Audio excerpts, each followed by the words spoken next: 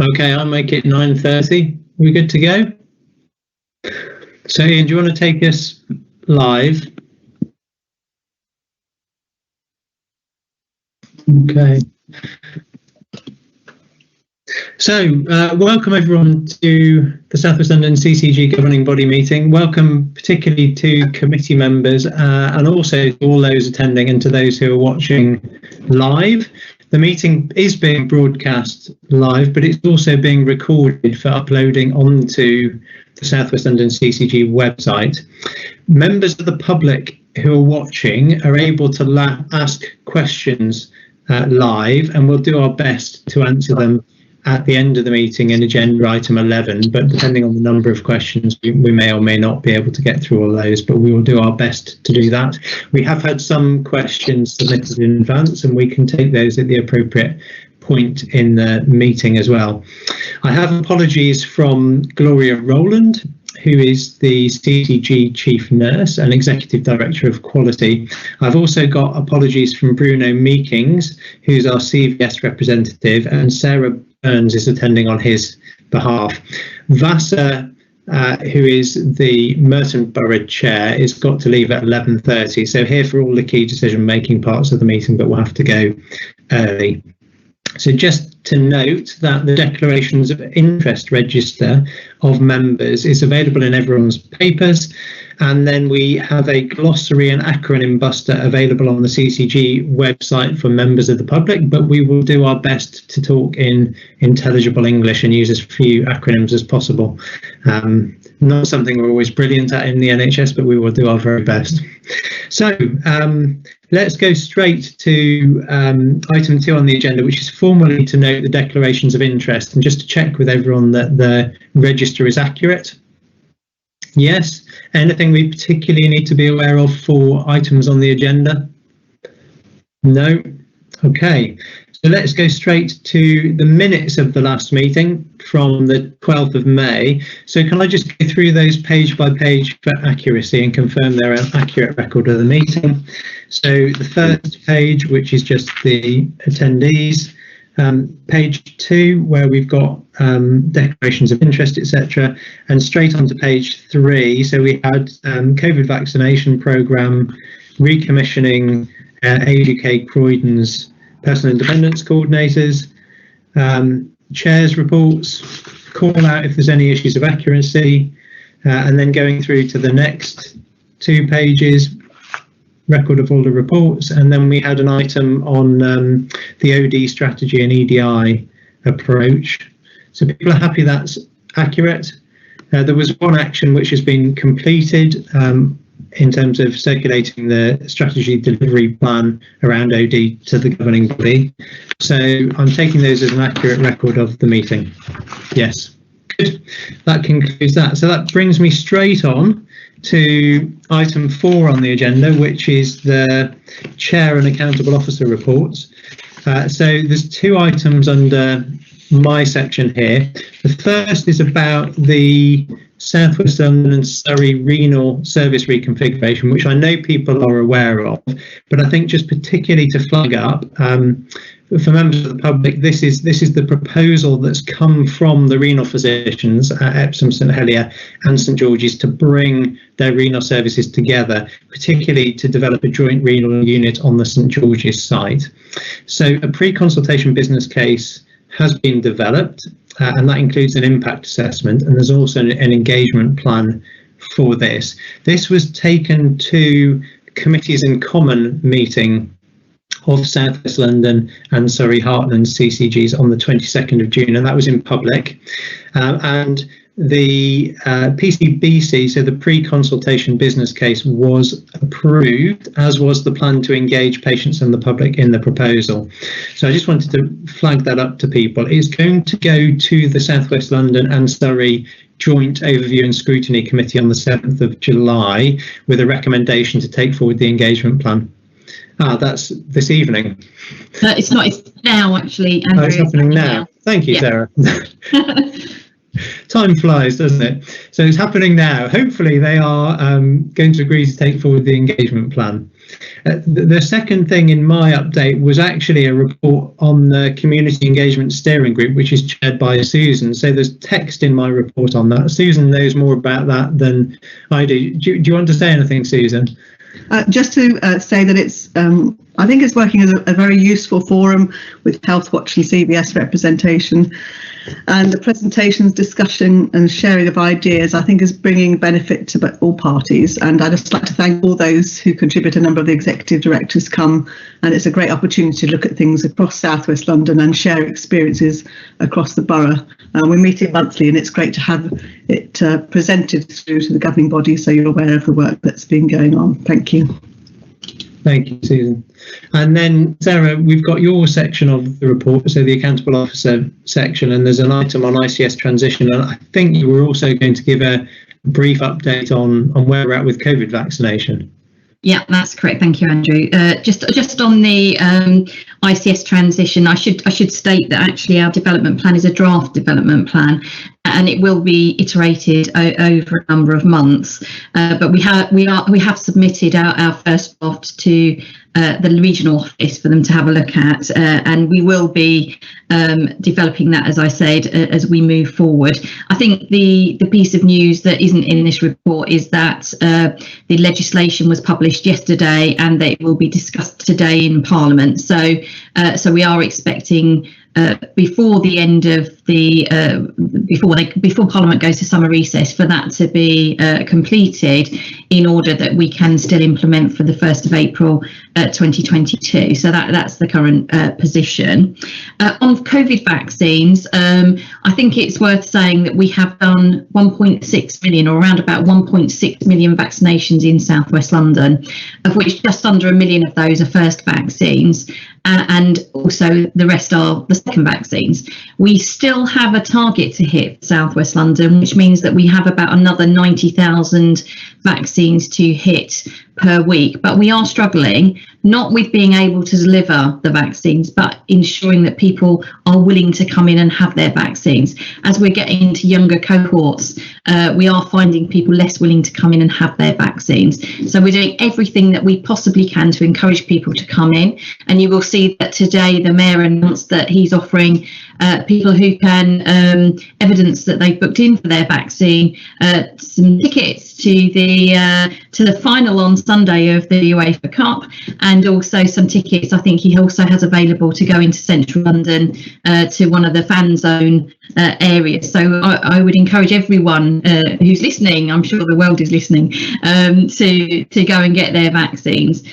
Really, really important. I also want to just say that this is not for the want of trying from the people within South West London, the GPs, the pharmacists, everybody that's been involved in the vaccine centres and the vaccine rollout and the vaccine teams. Everyone is working incredibly hard, and it's still good that South West London are still achieving high levels in comparison to the rest of London of vaccine uptake, and also that London as a whole actually is still delivering high numbers of vaccine in comparison to other parts of the country. So it may not be 100%, it may not be exactly what we would like to do, but I just think it's really important that people continue to be positive about this as a programme, because we've done a lot of work and people are working really hard out there, and it is paying off. I think that's really important to say. Thank you, Sarah. Really helpful. So any questions for myself or Sarah on anything contained in the report? No? Okay. Just a comment in the chat, agreeing on the usefulness of the Community Engagement Steering Group. So that's Liz. A strong endorsement from Liz, Susan, on your comment on CESG. Dagmar, question from you. Hi, good morning, and sorry if I've missed it. It's around the vaccination, so absolutely Sarah knows how much we're working hand in glove, and couldn't sing the praise more for our primary care input. I can't speak for the whole of South West London, but in Merton that is absolutely exemplary in terms of community leadership. Therefore, I'm really thinking we're in this for the long haul. the sprint is a sprint, but we know already with all the restrictions coming off, etc., we can't just drop it. And we've learned that people sometimes need a bit of time with the cohorts. So over time, leaving the door open and keeping the access easy is an important strategy. And then the third jab coming, and question about the 16 to 17-year-olds. So how are we longer term thinking about workforce? And how are we longer term thinking to support the PCNs, push the pharmacies?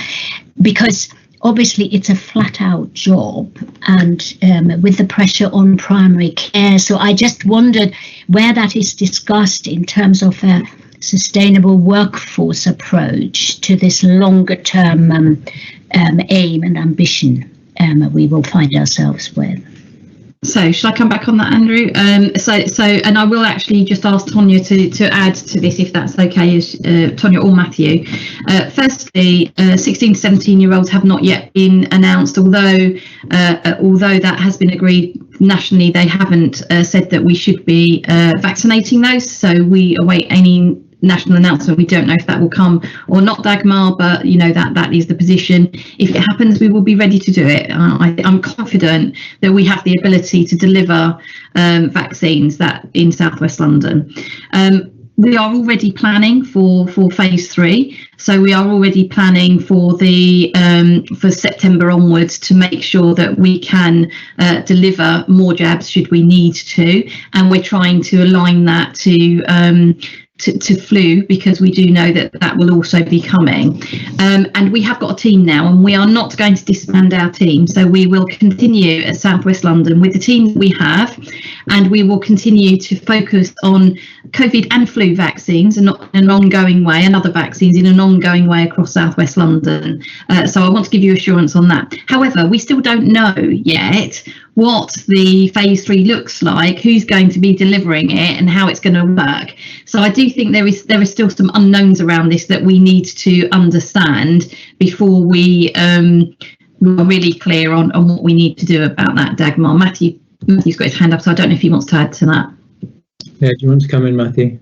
Yeah, just very briefly, because Sarah's covered a good deal of it, and Tonya, who's here as well, might want to add.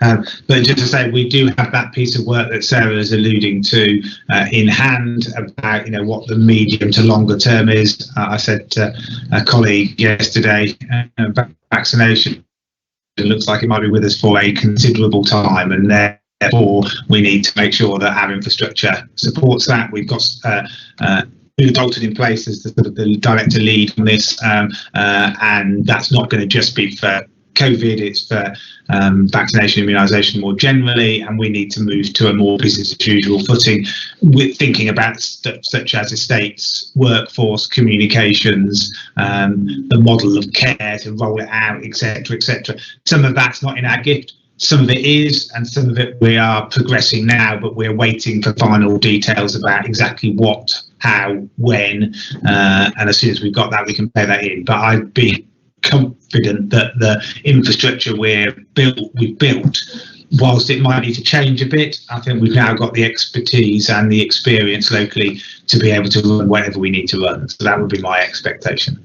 And we are really keen to be in there with you, because I think what has worked so well is the hand in glove, and cannot stress it enough how amazing primary care was. And we can build on this, because what we've learned for vaccination we can use in principle for other community services. So that's, for me, I just wanted to flag it, because it's such an important experience as well, a positive experience. Thank you, Dagmar. Tonya, do you want to come in?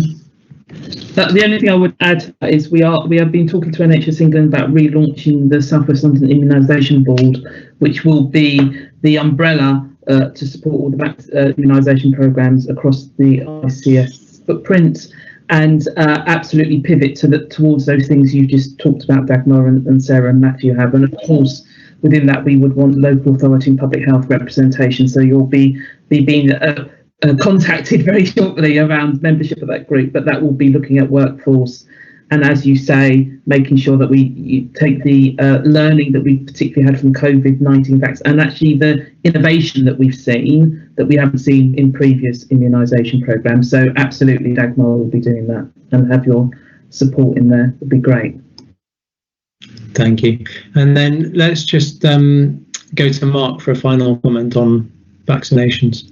And just to assure you as well, Dagmar, that within the primary care cell, there's a range of different initiatives, etc., about resilience and support that we can give to our primary care colleagues. So that's that. We meet on a weekly basis around that. Excellent. Thank you. So that concludes the update from myself and Sarah. Let's go on to the first substantial item of business, which is the procurement of a London shared care plan, and this is for approval. So, Tonya, I know that everyone on the board has read the papers, but perhaps you could just sketch out an overview of what's being proposed here and just flesh out some of the issues and what we're being asked to do. Thank you, Chair.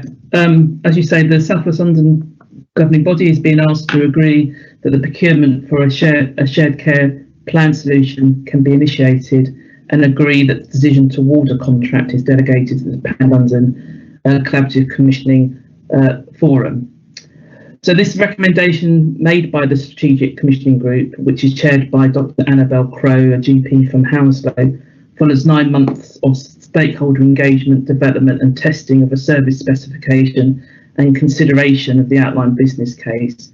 This included engagement with commissions, commissioning and transformation leads, digital leads, chief information officers, chief clinical information officers, clinical networks, operational delivery groups, and took into account the feedback from the intensive One London consultation exercise with the public.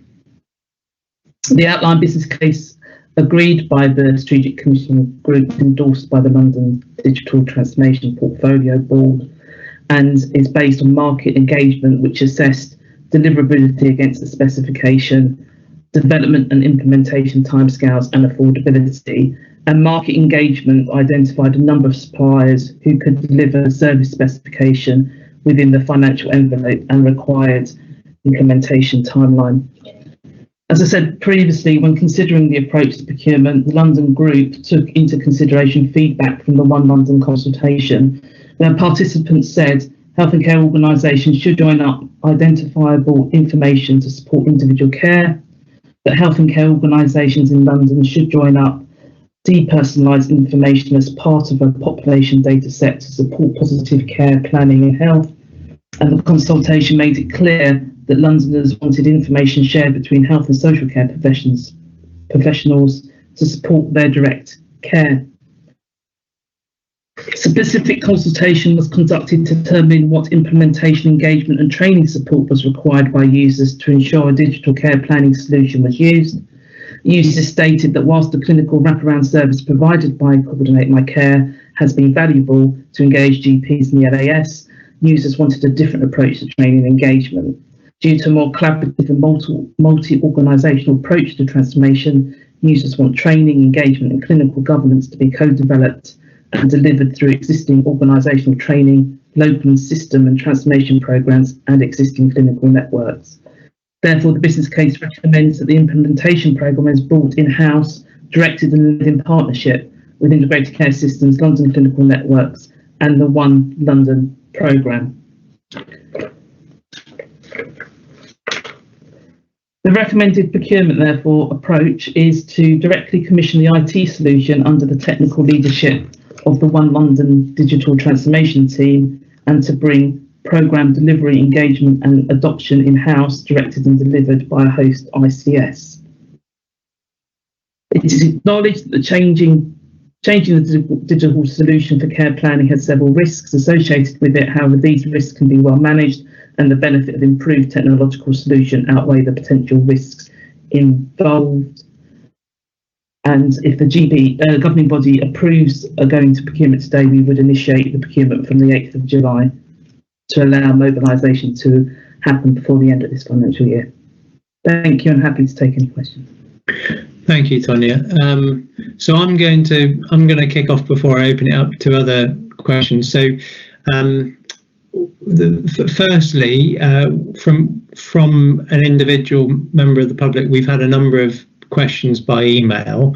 We're going to respond to most of those in writing, but one of those questions I think it's probably worth just asking at this point, Tonya, which was, is it the case that Coordinate My Care, who are the current provider of the digital shared care record, will be excluded from bidding for this contract, or will they be able to bid for this contract? So that is a question that's come in. I also just had a question for you, which is if we're asking, because firstly we're asking for us to approve going to procurement. The second is to delegate the award of the decision, or the contract award decision, to the Pan London Collaborative Commissioning Forum.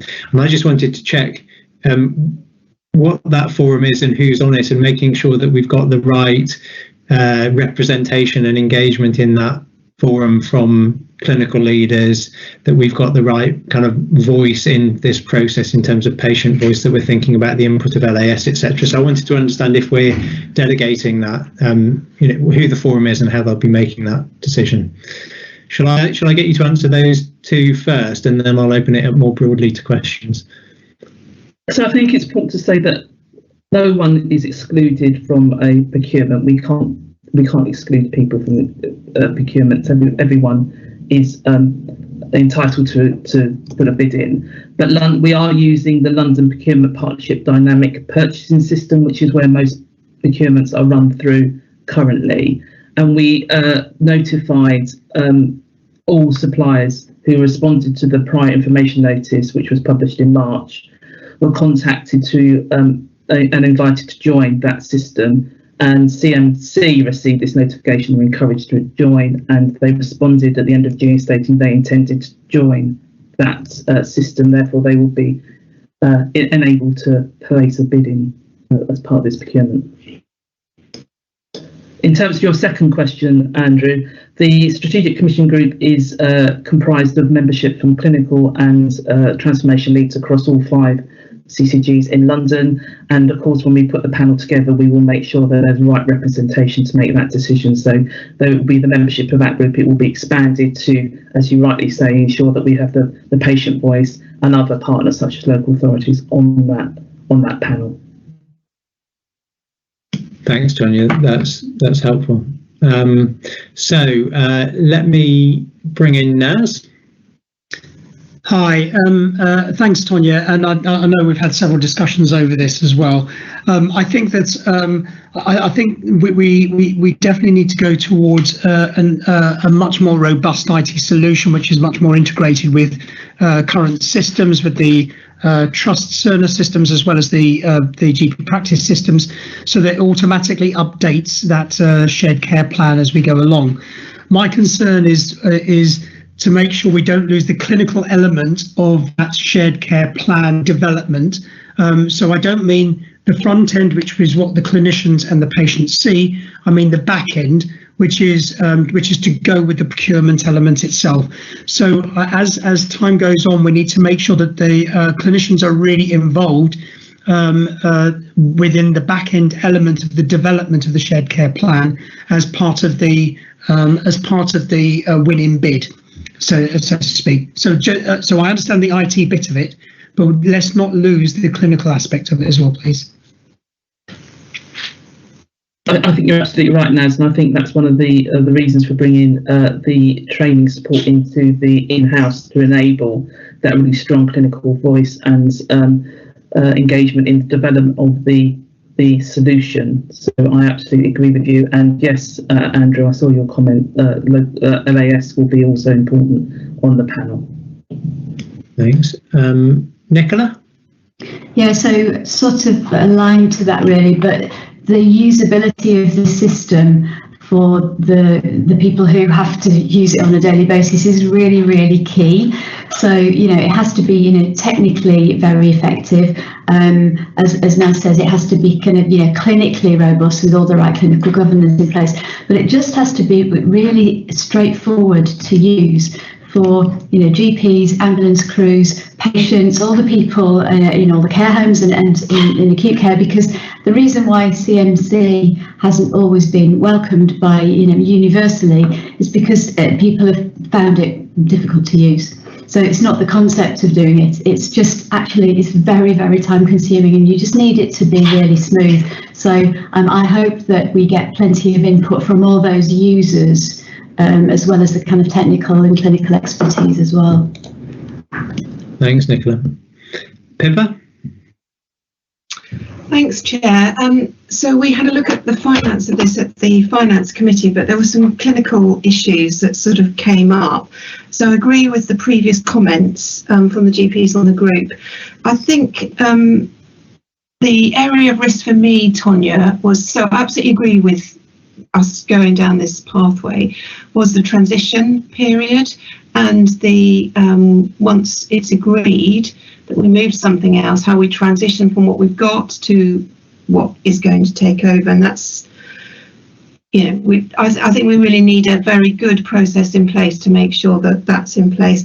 The other thing we saw was an equality impact assessment, but we didn't see a quality impact assessment. And I think a programme of this size absolutely needs a QIA, and part of the risks associated with that would be the transition.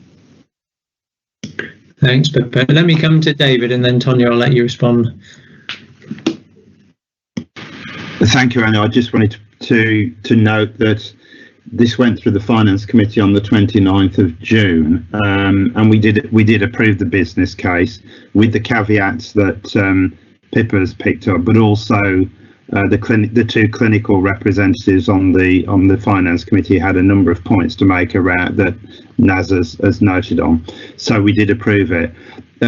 Just to say though that this was one of the odd ones for us because it's already been approved through the London-wide the collaborative commissioning group, I think it's called, the strategic commissioning group. There was a question, we did wonder, well, why was it coming to us? So, and the reason is, of course, is because we're the lead commissioner and therefore we're signing it off and we're having to oversee this, even though obviously this is more than just South West London. So we just noted for us about, again, trying to get the governance right on our programme, which is effectively being managed, elsewhere. So I guess your point, Andrew, was,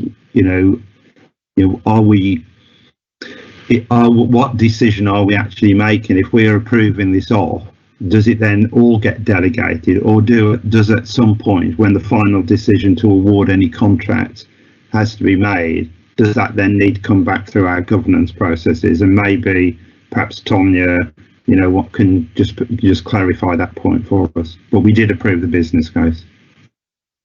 Shall I come back, Andrew? Yeah, please do. I think you're David. I think you're absolutely right. So though London approved it, they can't actually formally approve it as they're not the commissioner of the service. So it's the 5 CCGs, of which we are the host commissioner. So it would, in the end, it's the CCGs that make the final decision and formal decision. So yes, the final decision would have to come back through this governance. I think it's important that the One London programme is also supportive of it, because obviously it fits into the London digital transformation piece, but they aren't funding it, so it is a CCG fully funded service. So that's why we need to use the CCG governance to formally sign it off. So we delegate the decision, but the formal sign off would be through the CCG. I think absolutely all the points that Nicola and Naz have made, I mean, I know through the 9 months of consultation with clinicians that will be being raised, and that will be one of the top key priorities in terms if whoever is awarded the contract, there is a safe and secure transfer of those records, because you're absolutely right, we wouldn't want to lose them, and that would be that would be the thing when we mobilisation, that we have that smooth transfer. And I will take back, Pippa, your point about the quality assessment, and ask that is completed as well. I'm not aware if it has been done, so it might have been done and you haven't seen it, but if it hasn't, I'll make sure it's completed. So Tonya, before I bring Matthew in, just in terms of process, so I mean, clearly people are feeling responsibility for this because it's such an important programme. Is there the opportunity to be kept abreast of how the procurement is progressing, rather than us just getting the decision back at the end to ratify? Probably people might want to just know what the steps are in the process and how we will know how that's progressing. Yeah, we'll bring back progress reports to the Finance and the Quality Committee, and we can also share that with the governing bodies. Yeah, I think that'd be really helpful. Thank you. Matthew.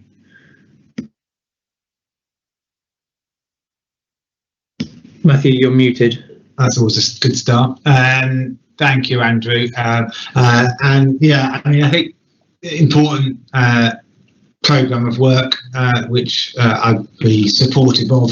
I wouldn't want to underestimate the challenges of it. It's complicated, isn't it? And the points that Nicola and Naz have made, but also just in terms of the process of getting this done, the timescales associated with it, the costs therein. This is not something that is, we should dismiss as a side issue that doesn't require careful care and consideration for how it practically works and how the process to get us to there will be. So supportive of it, but flagging that, understanding that this is not straightforward stuff and that we need to work hard with the practitioners on the ground to make sure we get it right.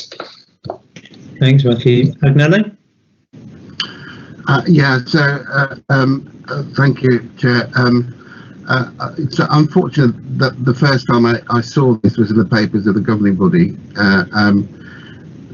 There's been widespread consultation and communication with different groups, but one of the groups that I chair, Pan London, which involves integrated urgent care and the ambulance service and 111 and out-of-hours providers, is where the governance related to serious incidents and everything else for CMC feeds into.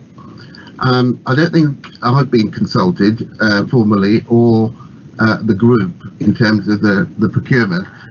This is not to say I don't that I don't agree with the business case. I think it's important that we look and see what can be made better. The clinicians have made the points about what could be done, what needs to be done going forward. But this is not just an IT solution. This is a very much a clinical shared care record for urgent care, palliative care, and we haven't had mental health involved in that, and it really needs to be as well. But I think that the point I'm trying to make is that there are risks with this, not least in terms of the finances, and I'll be very surprised if it fits once or in the financial envelope, if not twice, in terms of the amount of funding it's going to require. The current interoperability involves 111, LAS, GP Connect into GP surgeries, but also the actual real-time sharing of information and the pipeline for development of this. You've highlighted the report in 2018 by Phil Kozan for London, and at that time there were recommendations made for CMC, and I believe they've all been achieved. But I can see the rationale for what is being done, but it can't just be focused purely as an IT solution. It needs to be a clinical solution, and the interoperability, a lot of it has already happened with CMC. So I've been asked to be on the procurement panel, given that I've got 10 years of shared care record experience, and so that would be really helpful. But I'm just wondering, in terms of the business case going forward, where is the assessment relating to the finances going to be held? Is that going to be at South West London level, or is it going to be at London level? And secondly, in terms of the governance relating to all the interoperability bits from a clinical perspective, where's that going to be held? Is that going to be South West London or at a London level? So, Tonya, I'll get you to answer that, and then I'm going to read out the comments in the chat, because it's just to remind people, it's a public meeting, but the comments that people write in the chat can't be seen by members of the public. So what I will say is, let's not use the chat. I will read those comments out after Tonya's responded to Agnello's question, and then we will try and feed any comments in verbally in future discussions. Tonya. Thanks, Agnello, and I know I will bring you up to speed with the work, so I'm not sure whether all the groups, and we can share with all the groups that have been consulted, but I know it was quite extensive. I think in terms of the cash envelope, that's the award of the contract, and of course we would keep within that. The test has been done, and some of that has been, we've looked at the total envelope and we've moved some of the resource, so we've increased the money available for IT development and decreased it slightly for the wraparound piece, because actually bringing it in-house to an ICS on behalf of London will really be able to embed it into the OD work that's already going ahead around clinical engagement for using of shared care records and digital transformation. So the thinking behind that is that we should build it and use the resources already within the ICS and build on that. So I think and as I say, I'm not as close to it as some people. My understanding around the CMC interoperability is that there is a read function now with EMIS and Vision, but there is not a data entry operability, so you still have to enter it separately. I could be wrong, I'll look at Naz and Nicola whether that's right, but I understand it's a read. You can read the CMC record on EMIS, but you can't data enter on CMC on EMIS, but Naz, correct me if I'm wrong on that one. So there is an in-context link which allows you to then just click a button and enter information. But you're quite right. Whatever you enter in EMIS is not transferable straight into the actual record. Which makes it clunky, and that's also why some of our other providers, mental health acute, community services, haven't used CMC at the same level, because they find it's not accessible and clunky, and the double entry is difficult for them. But absolutely, Agnello, we'll bring you a absolute deep brief on what we've done to date, and I know Murray and Michelle are going to come and speak to you.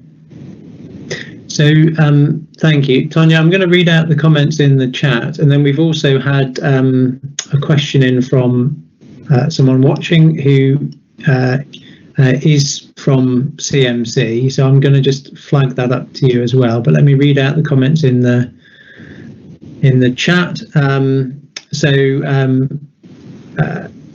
There are a couple of comments that related to the start of the agenda when we were talking about the community engagement steering group and vaccination. So Liz from Health Watch has said, agree on the usefulness of the CESG, and then said, locally, I liked the proposal to develop some of the vaccination volunteers as part of the workforce.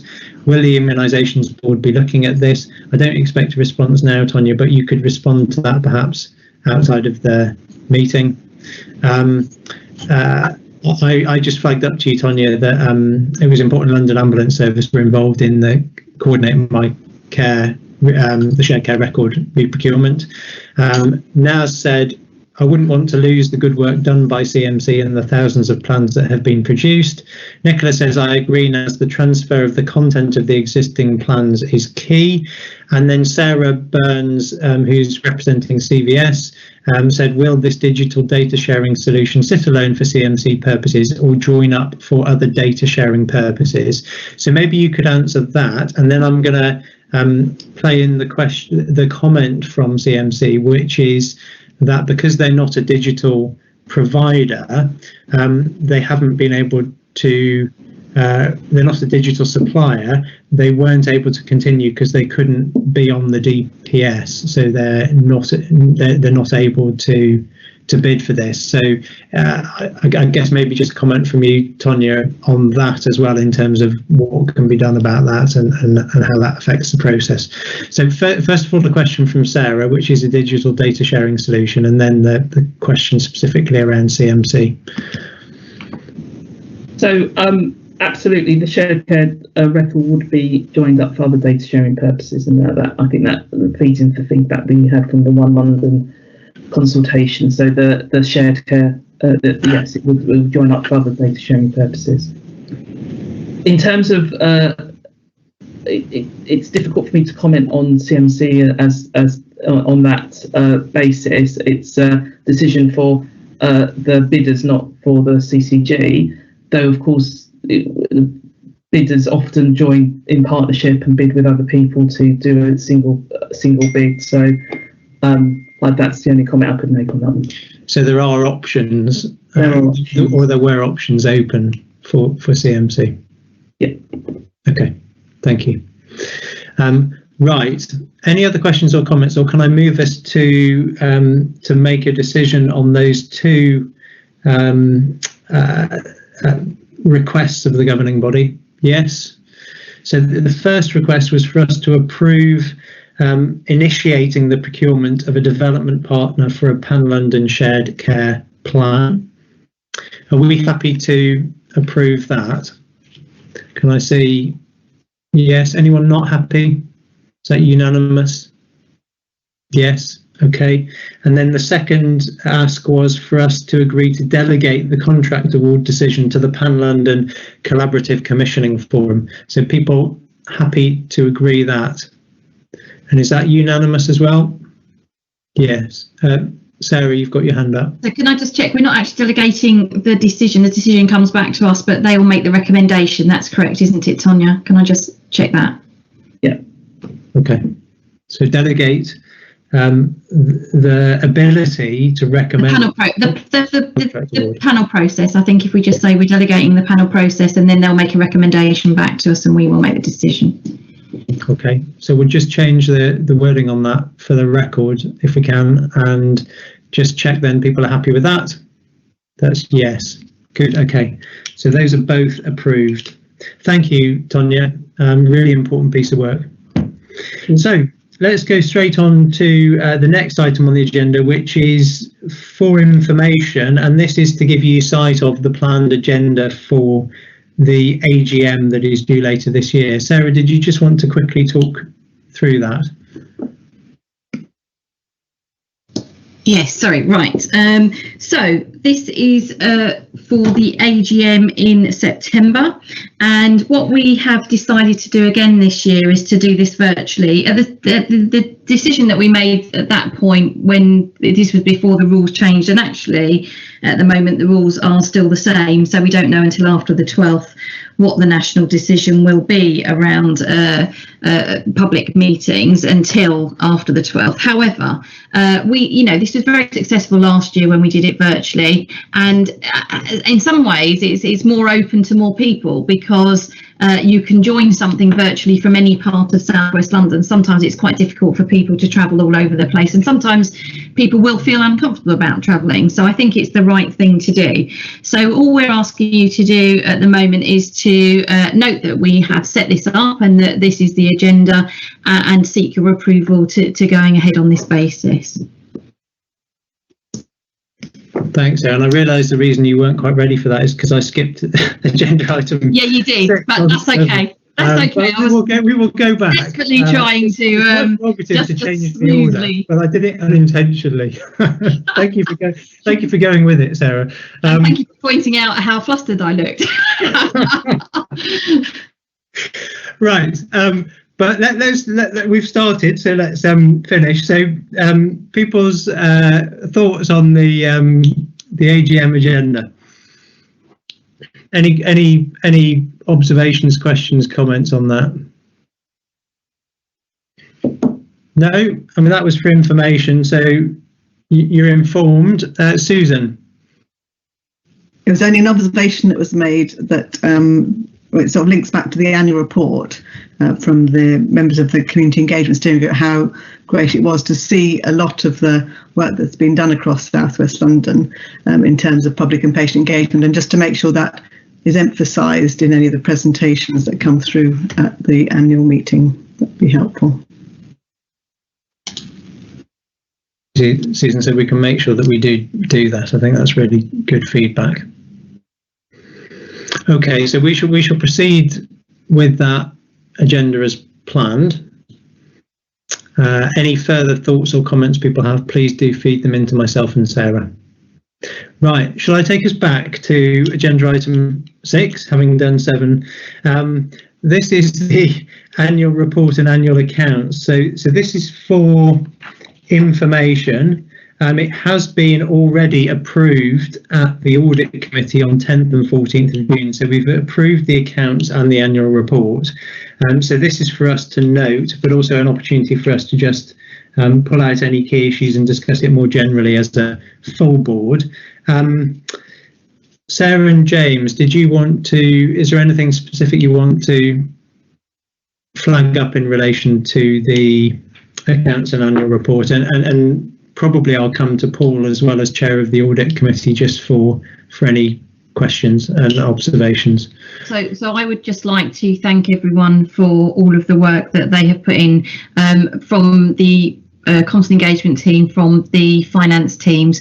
I mean, actually, it's been a really good piece of work to get us to the point of what I always describe as landing the jumbo jet on the postage stamp for the finances in particular, and also to pull together an annual report through what's been a particularly difficult year, can I say, for all of us with the pandemic. So I just want to thank everyone for all their work on that before I hand over to James to just give the factual representation.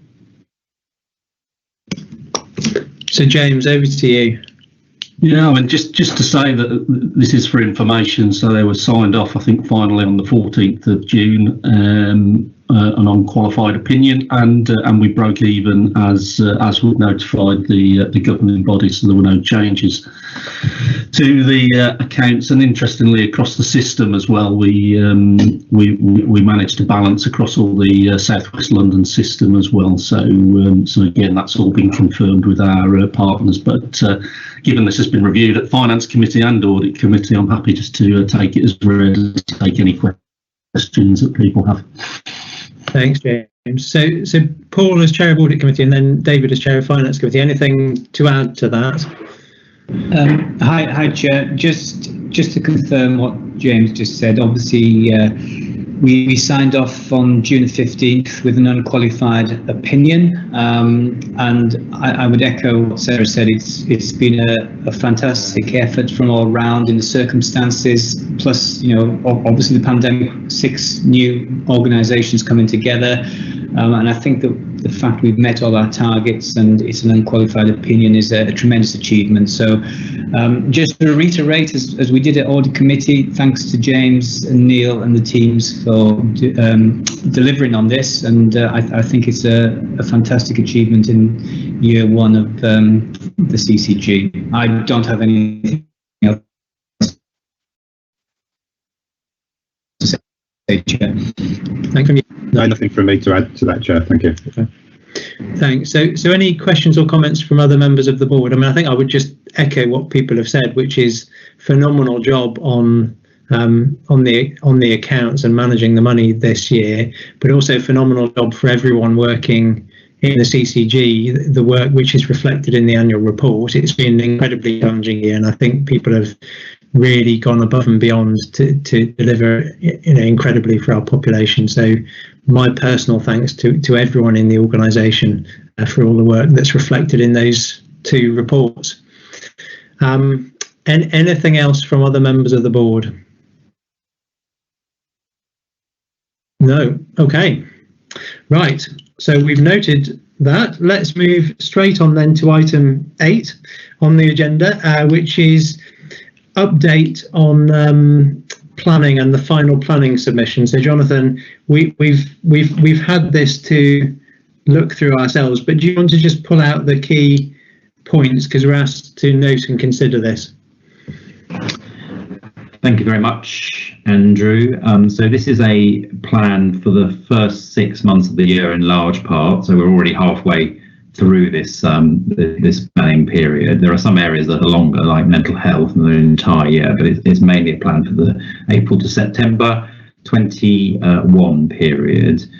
It's a summary. It still might feel quite lengthy, but it's a summary of longer documents and detailed technical submissions that we were also required to make, as was every system across the country. And I wanted to start by saying thank you to all parts of South West London system and that have helped us with this, because it's been a collective piece of work across so many organisations. So I think we really ought to acknowledge that. At the core, as it says in the summary, it's about restoring services and our approach to that, how we meet new care demands, such as the movement to virtual for so many services, how we deal with the direct consequences of COVID, be that vaccinations, long COVID, etc., and also how we continue to address inequalities, which of course has been exacerbated and brought even more clearly into people's focus as a result of the pandemic. So it's worth saying it is not the full breadth of what we are trying to do. It is as a system, but it is the response to the regional and national ask about what we need to do over the next 8-month period. Of course, there'll be much more in local plans that responds to other areas. It focuses on workforce and how we support our workforce after the very difficult times we've been through, and how we continue to maintain progress in recruitment and retention of staff, vaccinations, what we need, as already been touched on in the conversation earlier, the progress we need to make there, and how we support people who've had COVID going forward, how we support elective recovery, and that is a particular area of focus given the position on waiting lists that we've all seen as a result of the impact of the pandemic. How we do the same around mental health services given the increasing pressures we expect to see there, maternity services, primary care, urgent care, and also the financial context we are working in. So that's the breadth of what the plan covers. I suspect most members of the governing body have seen this before, if not once, on numerous occasions, but again, very happy to take any comments or questions. And it's important people across South West London who are interested in seeing what's going on have clarity about what our plans are for the next 6-month period, and that's the reason for bringing it here, Andrew. So that's a brief synopsis. Thanks, Jonathan. Very helpful. So, any questions or comments on the plan? I know people have seen it before, and I've had a chance to look through the full document as well. Susan. Yeah, thank you, Jonathan. Obviously, as you say, it's a plan in theory for 6 months, but a lot of the things that are in there have longevity, aren't they? There's strategic themes that are going to need to be taken forward, and the workforce area is a particularly interesting area. One of the things I was thinking about was that we've been doing quite a lot to support staff in recovery, and it'd be interesting to have some feedback on the uptake and impact of the offers that we've given, but also if there's any learning that we can build in as good practice as we develop system working, so it becomes part of our behaviours in order to support people through challenging times. And the other area, which sort of links, is around EDI agenda, the equality, diversity, inclusion strategies that we've got. At the moment, we tend to look at data at a South West London level within two groups, the white and the ethnic minority group, and that masks, as we know from the vaccination programme, a whole wide range of different needs within the population. And it was just interesting to think about how we need to make sure that we unpick that, because we need different strategies for different groups of the population, don't we? And just lumping them into one is fine for our sort of data oversight, but actually in reality we're going to have to take different approaches. So though it might be something we're doing now, it'd be interesting as we move forward to see some longer term plans about how we might learn from these experiences and build them into our longer term system-wide strategies. Thanks, Susan. Jonathan, before you respond to that, shall I just let me take the other comments and then I'll let you come back on all of them, because there'll probably be some key themes, I think. Pippa, shall I come to you? Thanks, Chair. Thank you, Jonathan, and everybody. Huge amount of work, and just incredible journey that we're going on. Reading through with some fresh eyes on it, and I know it's a point in time, and as you've said, there's going to be further iterations. Many of the work streams did have very clear and measurable ambitions and timescales. Not all of them, and I wondered whether in our next iteration we could just have a look at that. It was also really helpful to see the focus on reducing the variation across South West London, something that QPOC has got its sights on. And then my question also relates to workforce. So some really excellent information in the workforce slides. The only thing I couldn't see, and it's a longer term thing, and it relates to Susan's question, was our ambition around actual workforce numbers and commissioning placements. And I'll link with the health HEE.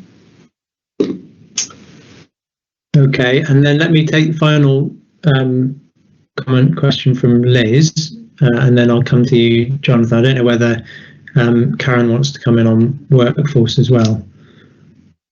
Liz? Thanks, Chair. My question relates to primary care, which I think is work stream D, and it was on page 319 of the full set of papers, and that is in relation to some patients' preference to face consultation, and there is comment about work with stakeholders, really I think to encourage more continuation with virtual means of consultation. And could we have more detail on what stakeholder engagement there has been in relation to the ways that consultation in primary care is taking place? Thank you. And sorry, one more question from Patrick, Jonathan. So have you managed to make notes of these? Do you want me to make that point quickly? Yep, Chair. Yeah, please do. Thank you. Yeah, it's just really with reference to a question Liz raised in the chat earlier. If you look at the volunteering section there, it references that there is a process already to retain and promote volunteers within the workforce. So just in reference to something we discussed earlier. Great, thank you. So, Jonathan, back to you. And I'm mindful we've got Karen here as well, who could probably really usefully input into the discussion around workforce and EDI, which were some of the themes that were coming out in those questions. Okay, thank you. So I'll try and cover off the ones I can, and maybe Karen can cover off the workforce issues, Andrew, and maybe Mark might want to talk as the primary care SRO, or Nicola about the stakeholder engagement piece on primary care that was just raised by Liz. So just to cover off a few points. So I think the workforce section does set out a very clear set of ambitions for us about what we need to achieve, and I'll let Karen talk through some of the detail about that, but there are very clear plans about our intentions over the period. And to the point about the numbers of work of people in particular roles, that is part of the technical submissions that we have made, detailing by particular staff groups what they look like going forward, and we're working closely with Health Education England. So that detail is available. It's an ongoing area of work for us and across London to tie that all together, but it is a very clear part of the national detail that sits behind this. To the point about inequalities, there is actually a lot of work that we're already doing on analysing data and information through our business intelligence and our population health management teams to get a much greater degree of granularity of understanding at a very local level what the impact of COVID has been, and we've even used that to think about how we plan for subsequent waves of COVID. So again, we can put people in touch with colleagues who've led that work through the population health management and BI work, but certainly our inequalities leads have found that really helpful in elaborating and providing real substance about what communities have experienced through the last year and how we need to respond to subsequent waves of the pandemic and indeed to recovery, and how we need to target some of what we do going forward. So I do think that's in place.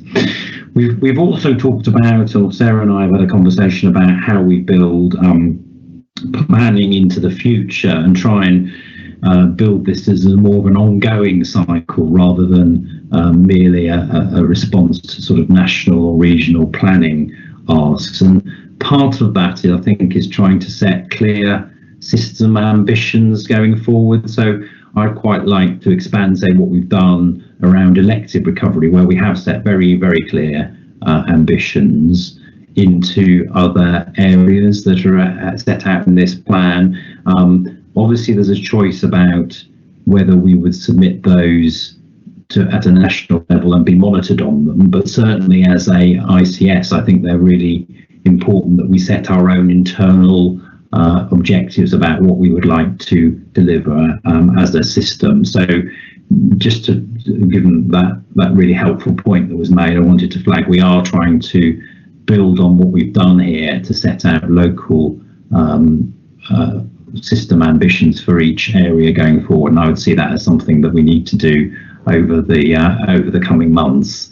It's unclear about what the next phase of planning will look like into the autumn and whether we'll revert to annual planning cycles that we're all familiar with, or whether we'll do what we've been doing for the last year. I think we've had 4 planning cycles of various incarnations over the last 12 months as parameters have changed so significantly. But certainly we're trying to build a planning in as a more routine process rather than a point-in-time process, which I think will be helpful going forward.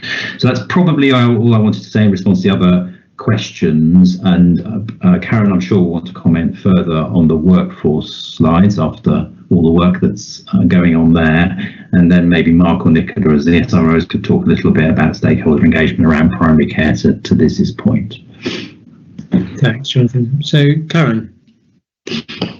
Susan, just in response to your question around are we checking whether the things that we've designed and put in place to support the health and wellbeing of staff are working? Yes, we'll have those conversations. I think just to remember that the Trust will have designed those interventions with their teams in response to what they were seeing at that particular time. And one of the points that we make in the return is that we are going to have to change and continually look at our health and wellbeing offers because the needs of our staff and the people that work within our organisations will change over time. So we'll keep that in mind and we'll keep doing work and iterating that.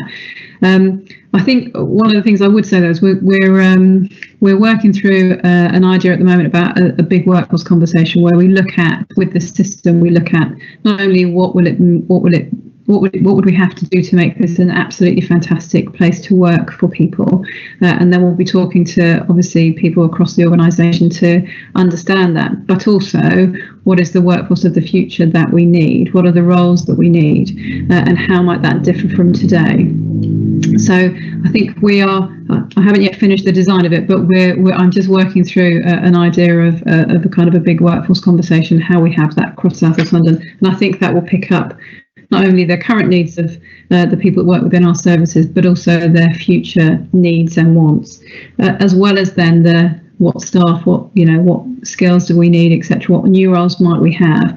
I think from a numbers perspective, I think Jonathan's right. We had to put in some quite detailed information around the numbers of staff at grades, etc. But we are working with Health Education England to think about how we best workforce plan and the models that we might want to put in place across South West London to support that. So I think there's a more of an ongoing conversation around how we workforce plan within South West London. And all of that will need to come together into a workforce strategy for the ICS as we move into next year. Just in terms of volunteers, there is an element of volunteers in the submission, and Charlotte and I are doing some further work on that. But I also know that Sue Winter, who's led the recruitment for the COVID vaccination programme, is also considering with the Acute Provider Collaborative how to best retain the skills and experience of the people that we saw there, and whether they continue in those roles or whether we encourage them to take other roles in South West London. So there's quite a lot of work going on there. The only other thing I would add, which is not in relation to workforce, but it is in relation to ethnicity data and health inequalities and targeting health inequalities, just to remind the board that at the moment with the ICS transition, one of the actions that we have asked each of the places to do is to review their health and care plans. And at that point, we look at much more granular detail at the needs of the population and segment the population, etc. So although you may see it as in two groups, the planning at the moment that is going on at place is looking at the health needs of local populations, which will go far beyond that. So just to remind people that that's an activity that's happening in each of the 6 boroughs at the moment. Thank you, Karen. And shall I go to Mark?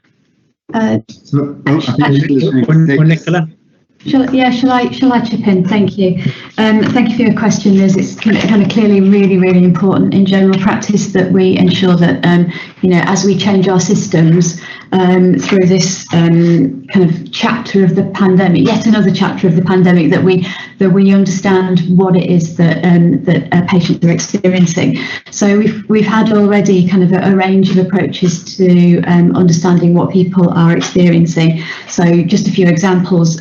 We've done a Sutton patient survey. There were 3,000 responses so far, and it's ongoing, really to look at a range of stakeholders there. The Health Watch are involved in that, just trying to understand what patients are experiencing, what the access issues are, and particularly looking at digital inequalities. We've also had a quite comprehensive piece of work that was led by Wandsworth Health Watch, which looked at digital exclusion and was particularly focused on certain patient groups, just to try and pick up some of the important issues there. And then we've also been doing just an example of what people are doing on a smaller scale, which I think is really important for practices to understand about their patients.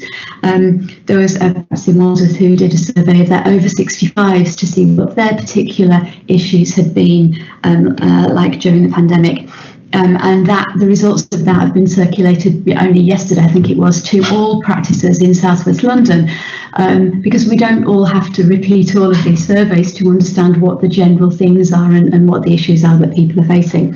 So those are just some examples, but we've got a sort of a range of scoping and engagement work ongoing. I think to note that in primary care, we're looking at a new set of online consultation systems across all practices. Practices are looking at what systems they want now, and so this is really important going into that as we make sure that people get the benefit of the digital world, whilst making sure that we don't widen inequalities and look at particular people's needs. Could I just add something, Andrew? I just think in terms of also at a really local level, a practice level, we're aware that lots of practices and PCNs are also doing a piece of work. So we're building up a log of all the projects and initiatives that are going on across South West London so that we've got a complete picture. Thanks, Mark. And Matthew, can I bring you in? Thanks, Andrew. Just a bit of a short comment from me, really, just to add a bit of flavour to the point that Karen was making about local place-based plans, health and care plan refresh, and how that links to both the immediate objectives for this year and what we're going to need to do as part of the planning process. So there's 3 elements to it that certainly within the Croydon system, we have connections between them so that we're getting a consistency, but that we're addressing each of those key individual aspects as well. So just to give a little bit of flavour, that is work, as Karen says, that is active in places at this moment. And actually, whilst it's been, as Jonathan said, it's felt like a continuing repeating pattern of planning this year, the work we're doing now actually has some real value, I think, in terms of the connection to what we're going to be doing strategically as set out in the white paper, etc., going forward. So it's well in hand from places. I know that's not just in Croydon, but that was the Croydon example. Thanks, Matthew. And then final question from Liz. Thanks. Yes, just coming back on that, and it's good that there has been a lot of engagement. I guess what we're looking for is patterns of consultation will shift, and it suits a lot of people to change to more virtual consultation. But some patients are very distressed and very anxious at those ways of working, and so I guess we're looking for an assurance that where a patient has a very strong preference for face-to-face consultation, that is a pattern, that a way of working that will be maintained, whilst recognising that the overall pattern is likely to shift. Thanks, Liz. So, Jonathan, anything else you wanted to say in response to any of that? Well, I think we've covered the point, and I think I'm sure that Nicola and Mark will be reflecting on Liz's comments about ongoing face-to-face engagement. Obviously, a really important issue across a number of care settings, not just primary care, but also secondary care, etc. Just to end on a high, just to flag to people, I hope people did find the document helpful, because we were the only emergent ICS in the whole country who was allowed to develop it in our own format. Everyone else had some rather dry templates to complete. So hopefully that's a sign of confidence that we have clear planning processes, and we have hopefully what will be a robust plan for the next 6 months that regulators and others recognise. So I just thought that was an important point to note. So hopefully people found the format helpful. And if there's any feedback on that outside of here, very happy to receive it. Thank you, Jonathan. I do think it's very clear and well set out, and I know there was a huge amount of work that went on from everyone and their directorate to pull that together. So really impressive and well done. Right, should we go on to item 9 on the agenda, which is, this is for approval, isn't it, Matthew? It's a memorandum of understanding for place-based system in Croydon. Do you want to just summarise what it is we're being asked to approve?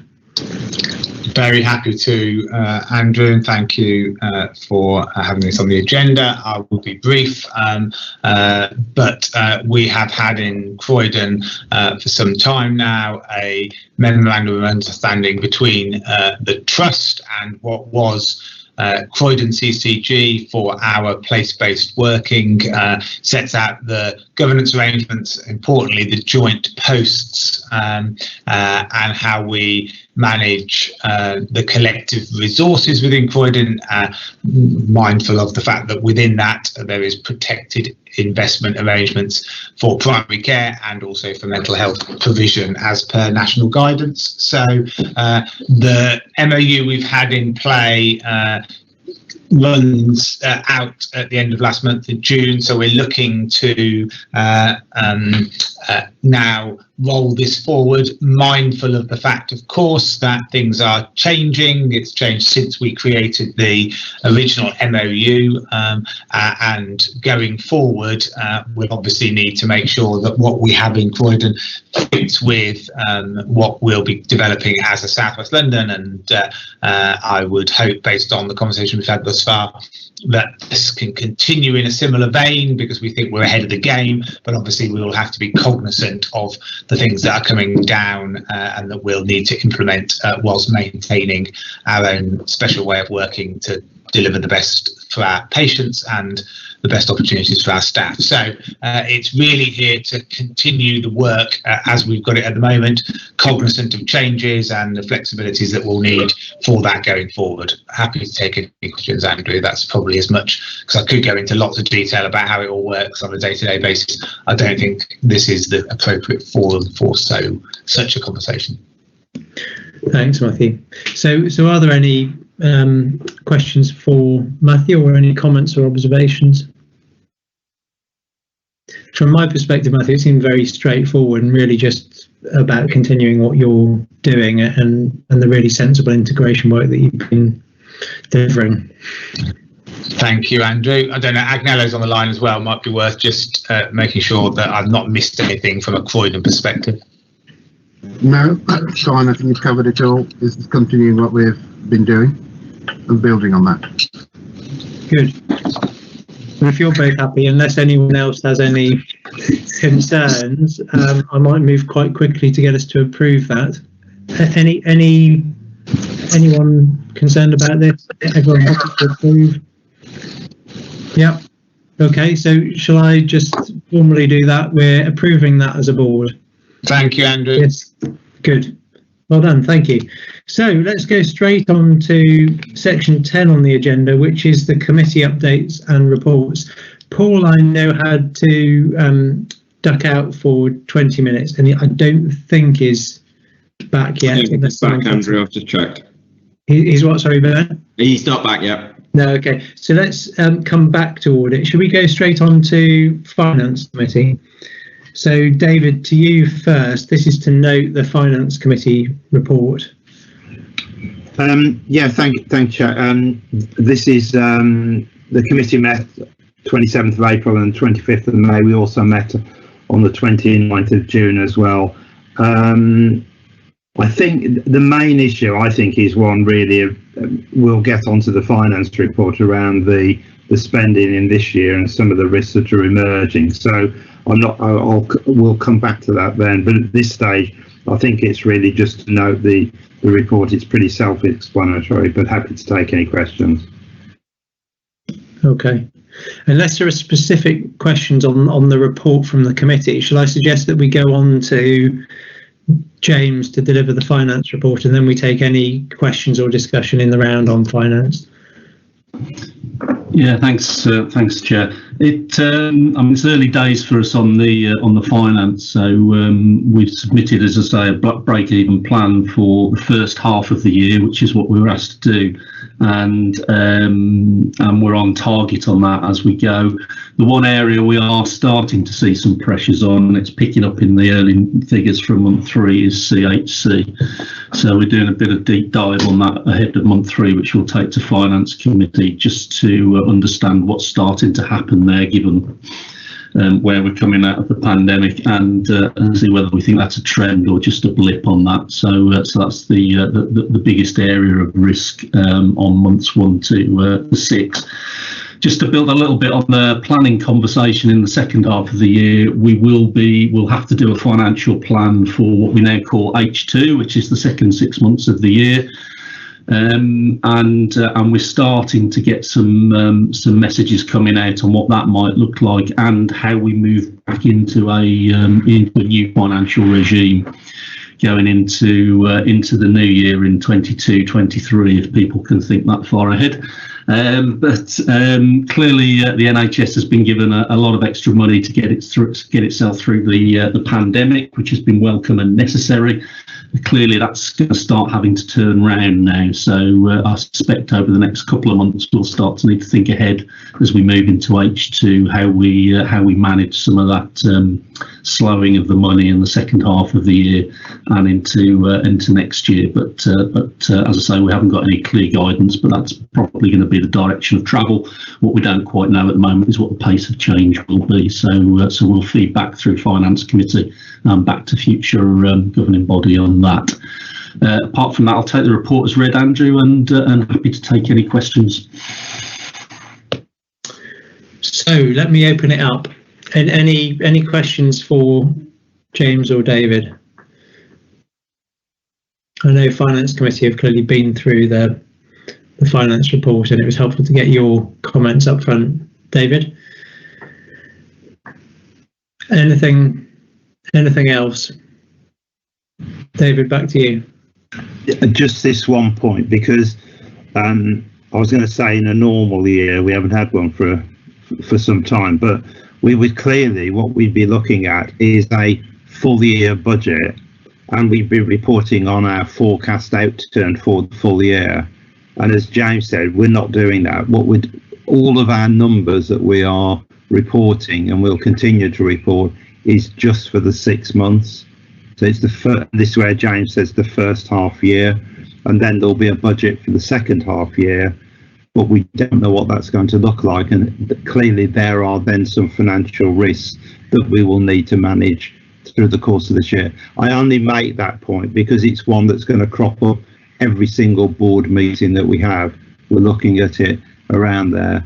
As James said, there are clearly some risks emerging, particularly around continuing healthcare that we're looking at. Thank you. Yeah, thanks, David.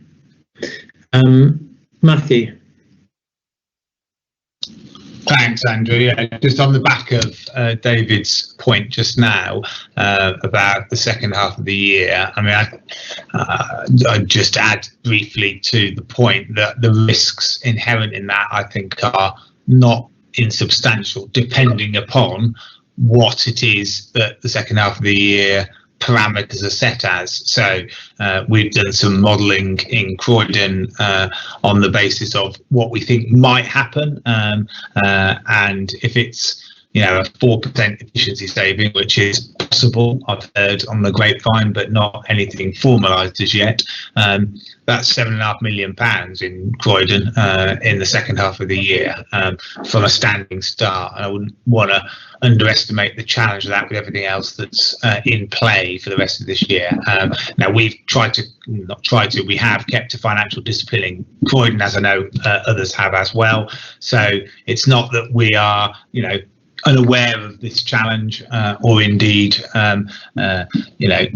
disagreeing with it, but the later it gets into the year, bear in mind we're actually now in the second quarter already, the more challenging to actually deliver this will be. So it's definitely worth us being aware and keeping it on the radar. James might have more up-to-date content than I do, but I thought worth adding briefly to David's point.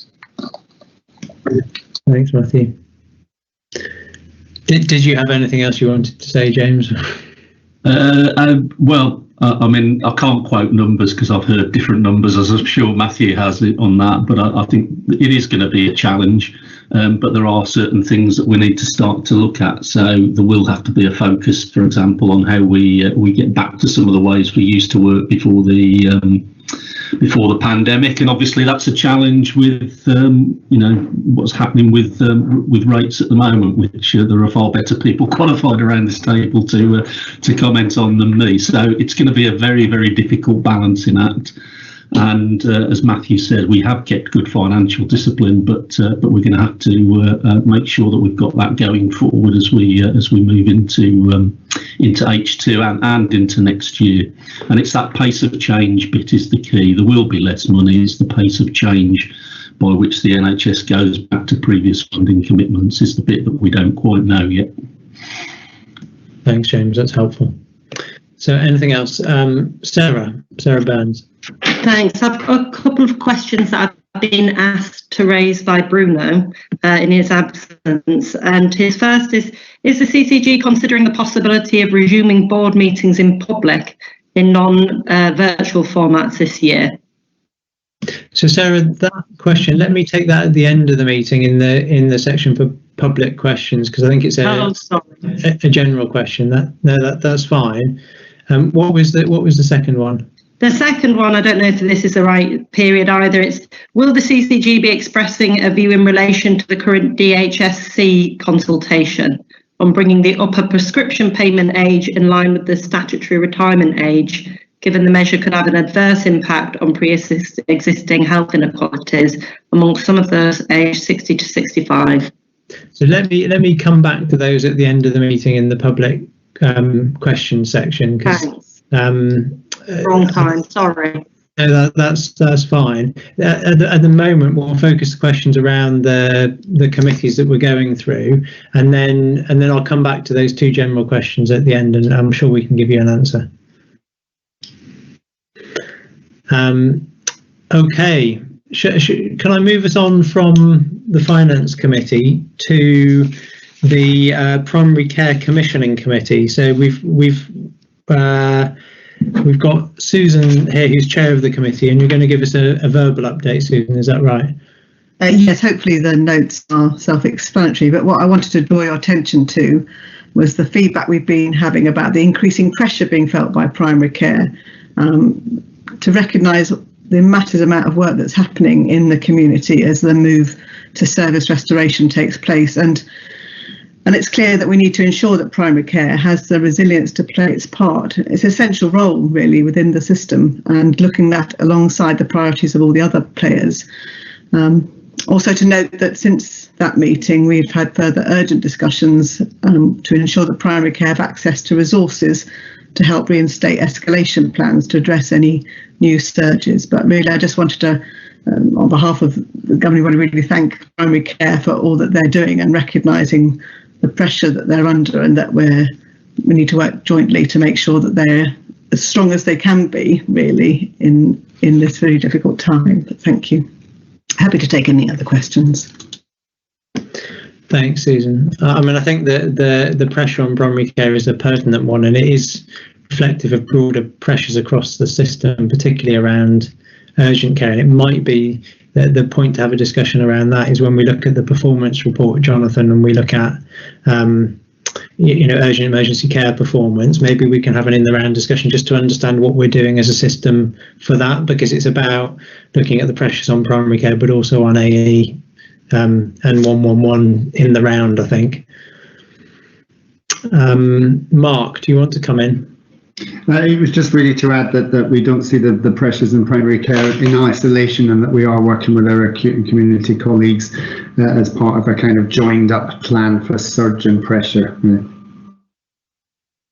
Good, and I will come back to that when we look at performance, because we could just, I mean, I know that there's lots going on. It might be worth just kind of setting out some of the actions that are being taken at the moment in response to that system surge that we're seeing. Okay, that's a report from primary care. Any particular questions on that?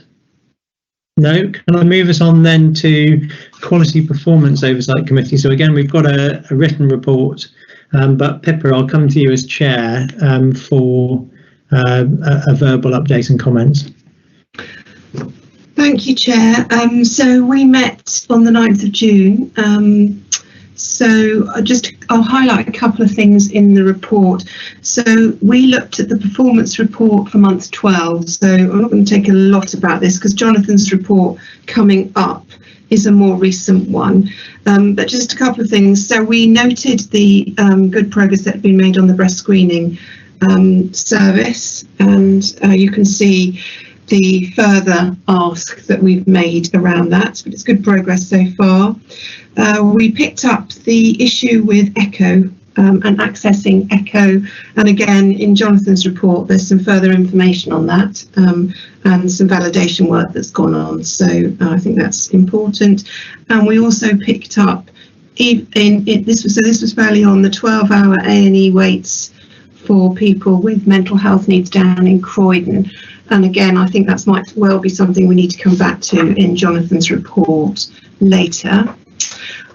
We had a report from Learning Disabilities and the host commissioning arrangement. So this is changing, and the ask of the CCG has changed. So we got good assurance on that, and there's a key role to be played at place, but there's clearly some South West London support to enable us to do this effectively, which is really important for the group of patients that it's supporting. You can see we've got a primary care update in there. We did also ask around access to primary care, and I think Nicola and Mark have already updated the committee on the work that's going on with Healthwatch and others to ask people how that is feeling for them. And we considered our quality risk registers. That's the only other thing I just wanted to draw to your attention. Specifically outside of the committee, we've asked for some clarity on where the workforce and estates risks are, and just for a review of the public sector equality duty risk. And that's all I wanted to say. Thank you, Chair. Thanks, Pippa. So any questions around the QPOC report and questions based on what Pippa has said? No? Okay. Thank you, Pippa. That was really helpful summary. We'll note that. And let us go back to Audit Committee, because we have Paul. Yeah, thank you, Chair, and apologies for that short drop-off. Obviously I missed my cue, but just to quickly update committee. So I think we've obviously talked about the annual report. So the the audit committees at the end of May, and there were 2 in June, was really the process of reviewing and confirming the annual accounts. So I think you can see there, we went through a number of approvals. There were some late adjustments, and we had to slightly update the report for the unadjusted misstatements, as you can see and you heard about. But ultimately we approved that, and they went out as per the adjusted timeline with NHS England. As part of that process, obviously we had inputs from internal audit. We also had detail update from external audit and the letter of representation as well. So that was all incorporated as part of the year-end closure of the accounts. I think the only other things to note then is just a slight update to the conflicts of interest policy. So that was approved, and we'll take that back to committee later this year.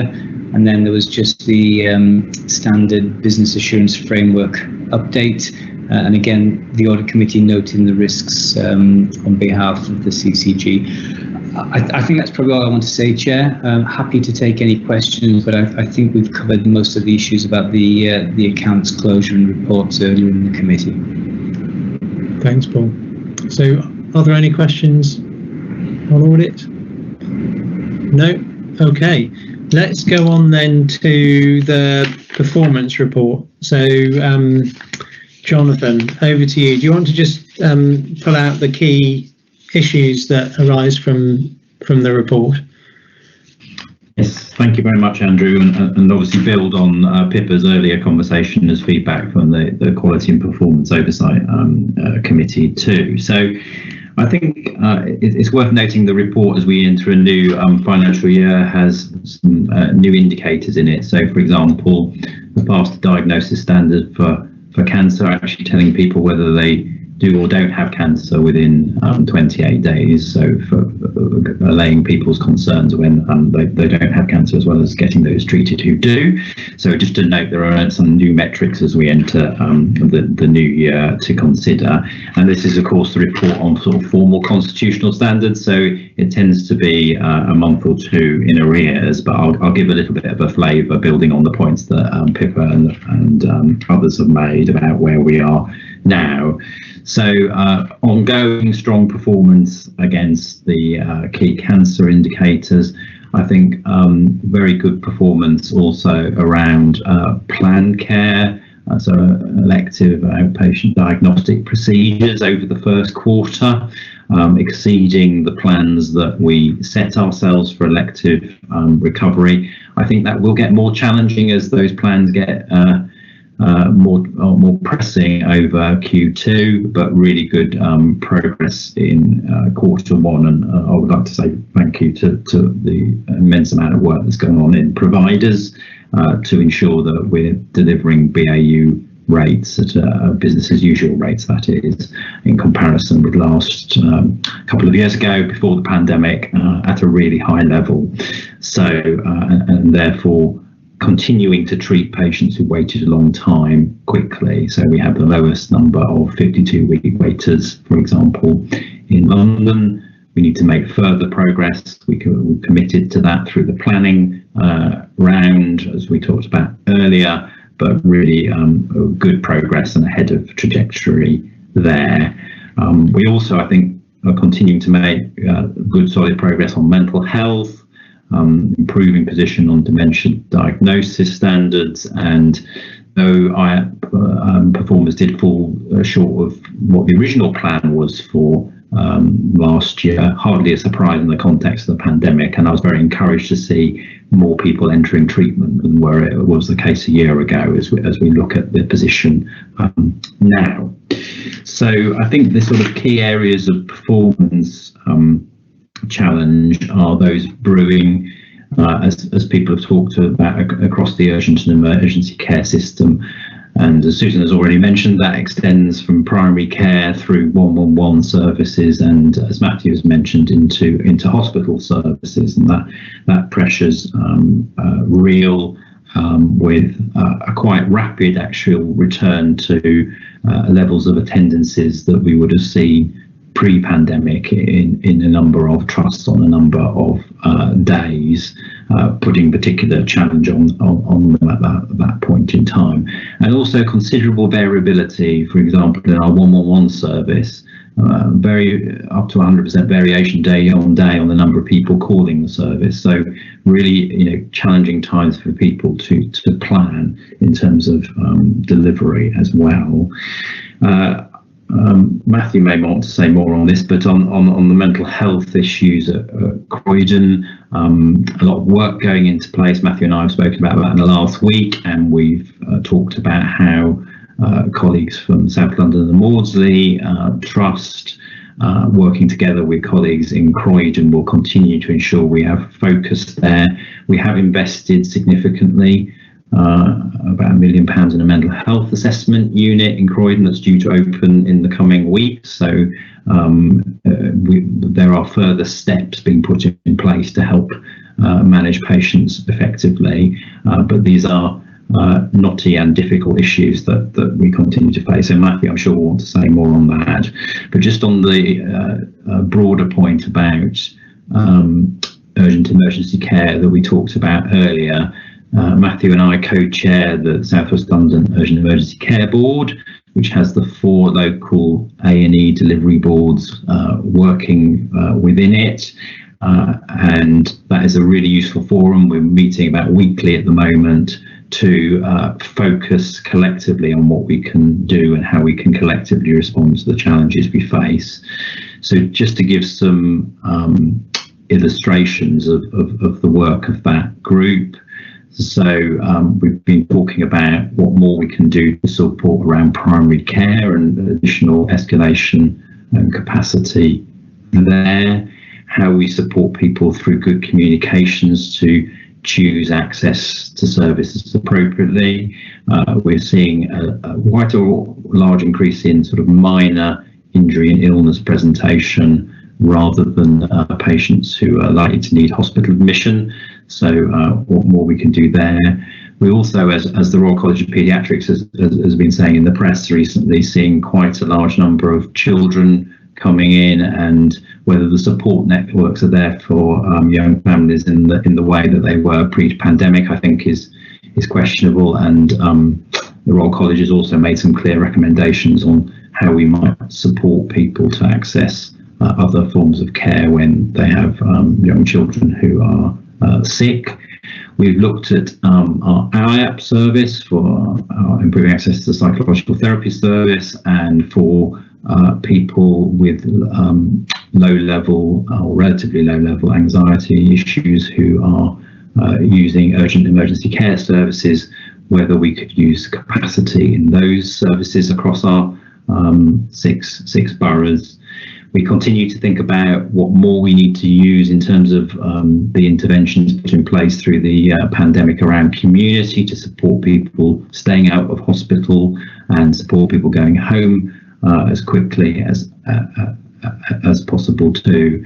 And we also continue to explore sort of new interventions. So people triaging in using iPads, for example, at the front of urgent emergency care services that some systems like Portsmouth have been looking at, and seeing whether we could apply any of that learning in a safe and effective way in South West London too.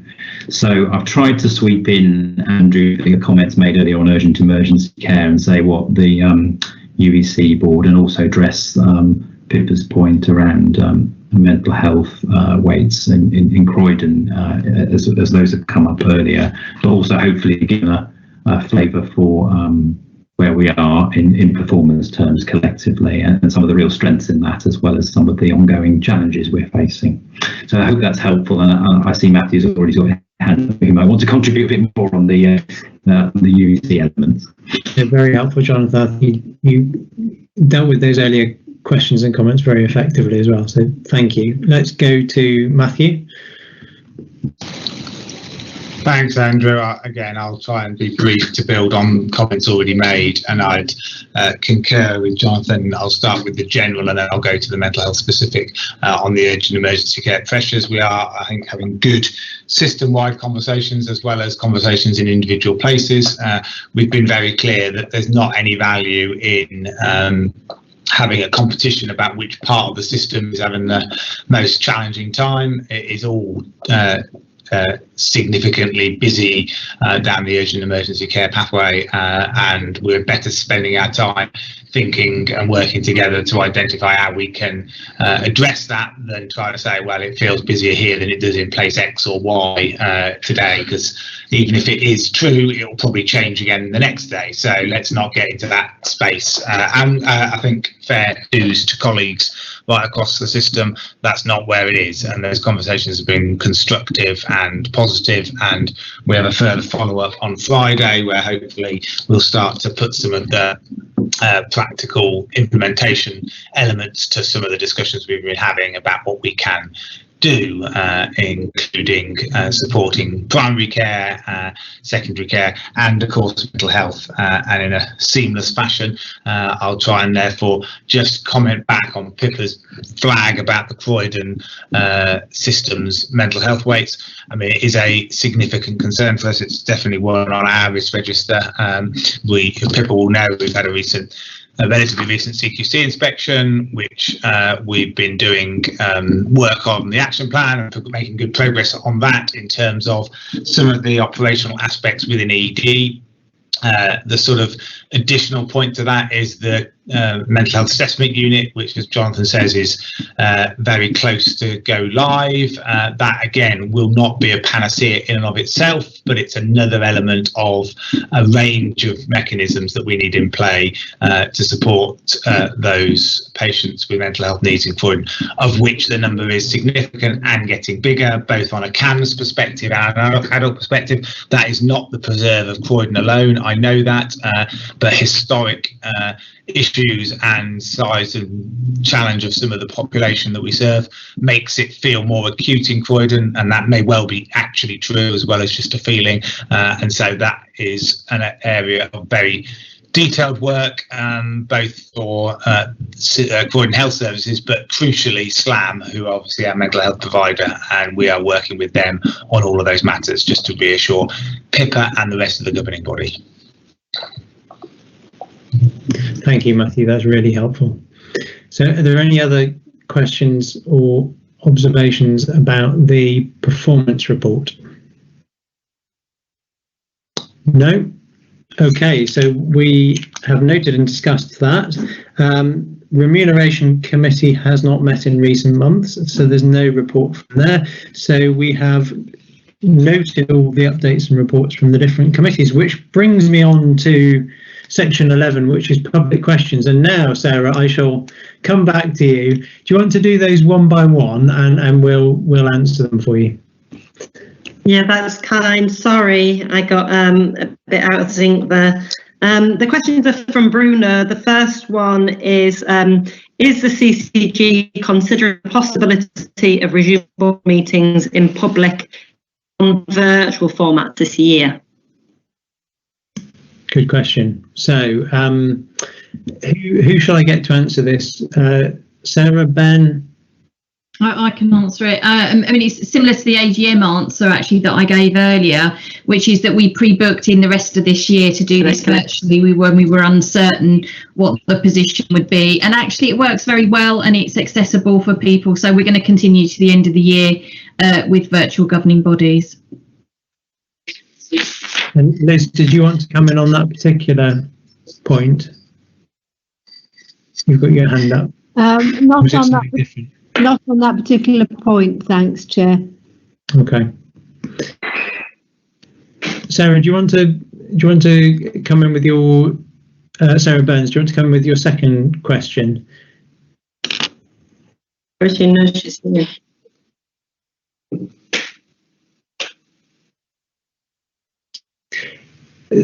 Sarah Burns, your second question, which was around the consultation. Do you want to read that out? I have got it, so I can. It looks like you might be having difficulty connecting. No, yeah, sorry, I'm back. Can you hear me? Yes. Sorry, just at that precise moment, my internet chose to be flaky. So the second question is, will the CCG be expressing a view in relation to the current DHSC consultation on bringing the upper prescription payment age in line with the statutory retirement age, given the measure could have an adverse impact on pre-existing health inequalities among some of those aged 60 to 65? Sarah, do you want to give the answer to that? Yeah, no, we weren't going to be responding to that consultation. There you are, concise. I'm not sure it is something for us as a CCG. I'm not sure it is necessarily something for us as a CCG to get involved with. Liz, do you want to ask a question? Thanks. This is a discussion that we're also taking outside the meeting, but I just wanted to flag it up here, which is Health Watch's concerns about the clinical data sharing, which the deadline for patients opting out was the 23rd of June. We understand it's now the 1st of September, but there hasn't yet been an engagement exercise. And of course, there was a previous history with, I think it was Care Data, that had to be abandoned in 2013 because of concerns about the risk of data breaches, and also that data was being sold on to private firms.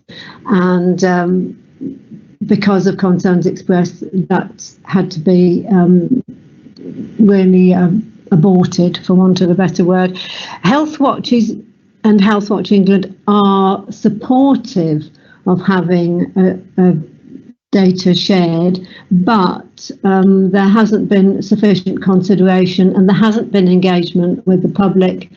Most people, I think, only found out by chance about it, and it would be a pity if a lot of patients opted out, because of course that would make the data set pretty skewed. So Health Watch England, in connection I think with the Patients Association, is pursuing this, but we're aware that the 1st of September is the opt-out date, and we haven't heard anything, I think, yet nationally about just what will be done to inform the public about safeguards and about why this is an important thing for people to engage with the safeguards that should be in place. Thanks, Liz. I mean, I know this is something that's very live for GP practices, who are the data controllers for this information. Sarah and Charlotte, do we know anything more than Liz does about the national process on No, this? it's a process. It's a national process. It's not being led from South West London, so I don't think we can comment directly on it. And I think the national discussions are going on, so we should leave it with the national and obviously with Health Watch and national. Thanks, Sarah. Nicola, did you want to say something? Yeah, but just I agree about it being a national process, and it would be helpful if that element of things were progressed, because that would help our practices and their patients. But just to say that practices have received information and training on how to make sure the process can happen when patients do choose to opt out. So that element of things is in place. Good. So we've done the bit that's within our control. So that's reassuring. Thank you, Nicola.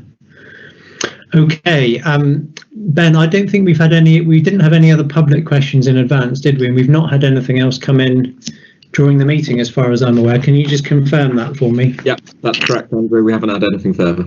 Okay, and I've not been notified of any other business, so I shall bring the meeting to a close. Thank you, everybody, for your time and your input. Thank you. Okay, Thanks, Andrew. Thank you. Thank you. Thanks, Andrew.